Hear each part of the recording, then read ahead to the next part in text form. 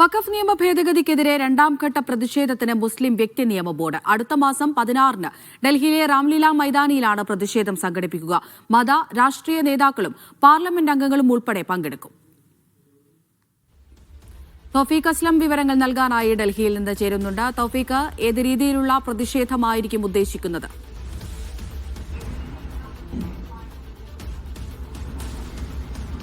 അമൃത, വഖഫ് നിയമ ഭേദഗതിക്കെതിരെ സമരം ശക്തമാക്കാൻ തന്നെയാണ് മുസ്ലിം വ്യക്തി നിയമ ബോർഡ് തീരുമാനിച്ചിരിക്കുന്നത്. മുസ്ലിം വ്യക്തി നിയമ ബോർഡിന്റെ സമരങ്ങളുടെ രണ്ടാം ഘട്ടമായിട്ടാണ് അടുത്ത മാസം 16-ന് ഡൽഹിയിലെ രാംലീല മൈതാനിയിൽ വലിയ പ്രതിഷേധം സംഘടിപ്പിക്കാനായിട്ട് തീരുമാനിച്ചിരിക്കുന്നത്. മതരാഷ്ട്രീയ രംഗത്തെ പ്രമുഖർ ഈ സമരത്തിന്റെ ഭാഗമാകും. അതോടൊപ്പം തന്നെ പാർലമെന്റ് അംഗങ്ങൾ ഉൾപ്പെടെ ഈ സമരത്തിൽ പങ്കെടുക്കുമെന്ന് കൂടി ഇപ്പോൾ മുസ്ലിം വ്യക്തി നിയമ ബോർഡ് നേതാക്കൾ അറിയിച്ചിട്ടുണ്ട്. വരും ദിവസങ്ങളിലും വ്യാപകമായിട്ടുള്ള പ്രതിഷേധങ്ങളുമായി മുന്നോട്ട് പോകാൻ തന്നെയാണ് വ്യക്തി നിയമ ബോർഡ് തീരുമാനിച്ചിരിക്കുന്നത്. ഉത്തർപ്രദേശിലും ഹരിയാനയിലും ഉൾപ്പെടെ നിരവധി സ്ഥലങ്ങളിൽ വഖഫ് ഭൂമികൾ കയ്യേറാനുള്ള ചില ശ്രമങ്ങൾ ഇതിനോടകം തന്നെ ആരംഭിച്ചിട്ടുണ്ട്. ഇതിനെതിരെ ശക്തമായിട്ടുള്ള പ്രതിഷേധം ഉയരണം എന്നുള്ളൊരു കാര്യം കൂടി മുസ്ലിം വ്യക്തി നിയമ ബോർഡ് ഇപ്പോൾ പറയുന്നുണ്ട്. അതോടൊപ്പം തന്നെ പള്ളികളിലെ വെള്ളിയാഴ്ച നമസ്കാരങ്ങളിൽ ഈ വഖഫ് നിയമ ഭേദഗതിയുമായി ബന്ധപ്പെട്ടുള്ള കാര്യങ്ങൾ ആളുകളെ ബോധ്യപ്പെടുത്തണം. അതുമായി ബന്ധപ്പെട്ടുള്ള കുത്തുബകളിൽ അതുമായി ബന്ധപ്പെട്ടുള്ള വിശദാംശങ്ങൾ നൽകണം എന്നുള്ളൊരു കാര്യം കൂടി ഇപ്പോൾ ബോർഡ് ആവശ്യപ്പെട്ടിട്ടുണ്ട്. ഇതിനു മുമ്പും സമാനമായ രീതിയിൽ നിരവധി സമരങ്ങൾ വഖഫ് നിയമ ബോർഡുമായി ബന്ധപ്പെട്ട് കൊണ്ട് ഈ നിയമത്തിനെതിരെ മുസ്ലിം വ്യക്തി നിയമ ബോർഡ് സംഘടിപ്പിച്ചിരുന്നു. അതിന്റെ ഒരു രണ്ടാം ഘട്ട സമരമാണ് ഇപ്പോൾ